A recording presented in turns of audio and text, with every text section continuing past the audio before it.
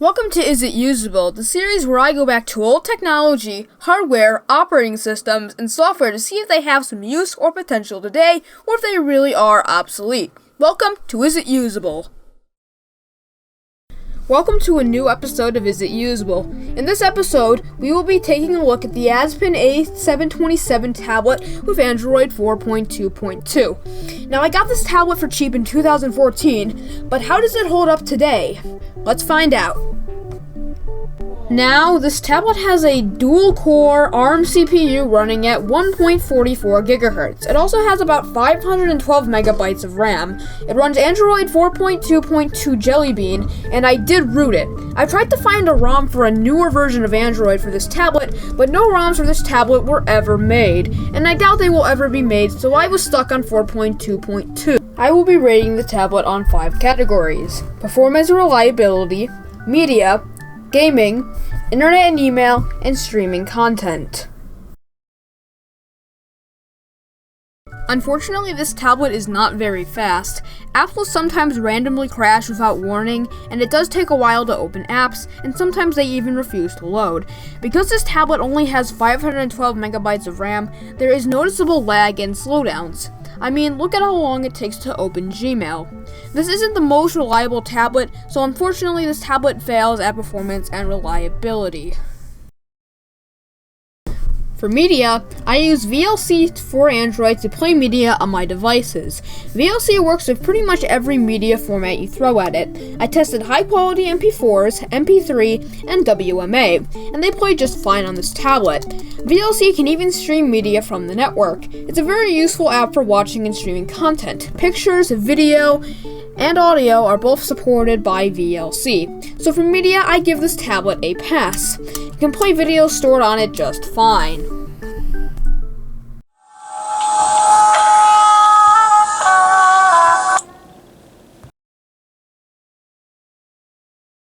Time to test out gaming on the tablet. I downloaded Bag Piggies and tried to play it, and it lagged really badly and then froze. It was pretty much unplayable. Buttons wouldn't respond, and it was extremely slow. Maybe it's a different game. So I tried a different game, and sure enough, it kinda worked. There were occasional lags and weird glitches though, but you can still play the game, but just not normally. So this tablet kind of fails at gaming, unfortunately. I'm sure some games would run better than others, but for most games, they probably wouldn't run well.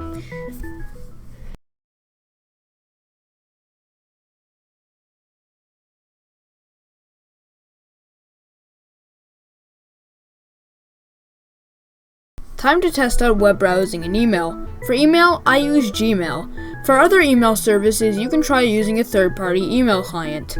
The Gmail app supports Android 4.2, and while it is a bit slow, I can check my email and send emails easily.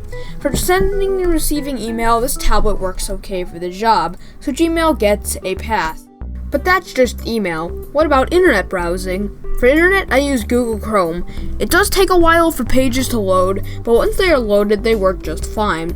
I wouldn't suggest using this tablet for heavy web browsing, such as online games, complex web apps, video streaming on the internet browser, etc. But for reading blogs, the news, or the weather, and stuff like that, it's fine.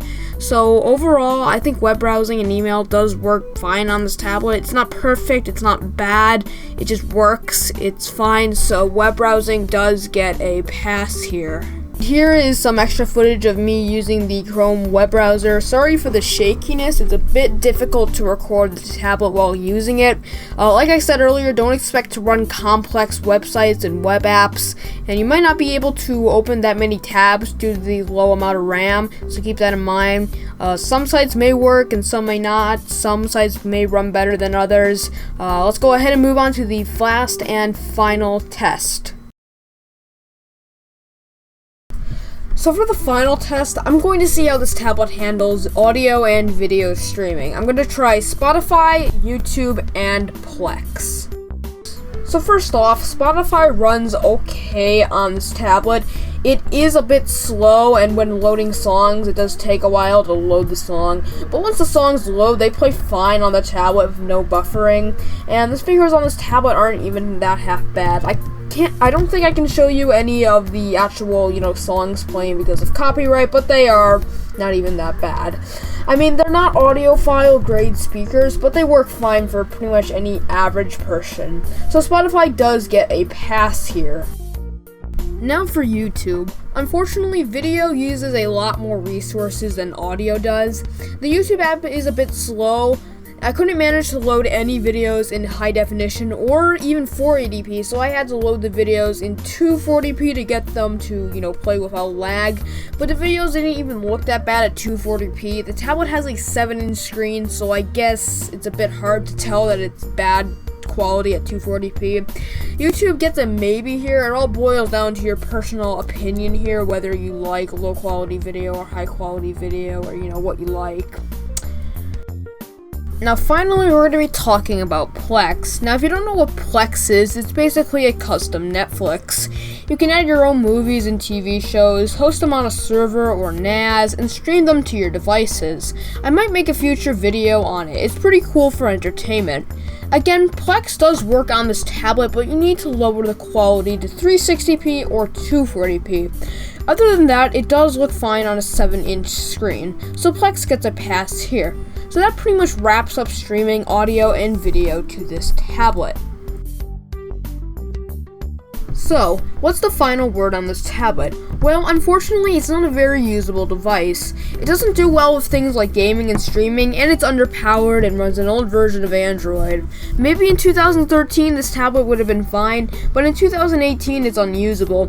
For a little bit more money, you can probably get a better tablet with better specs for streaming and gaming. So, to answer my question, is this tablet usable? Well, unfortunately, I don't think it is. That about wraps up this video. If you like this video, make sure to leave a like, comment down below your thoughts, and if you want to see new videos, make sure to subscribe. And that's about it for this video.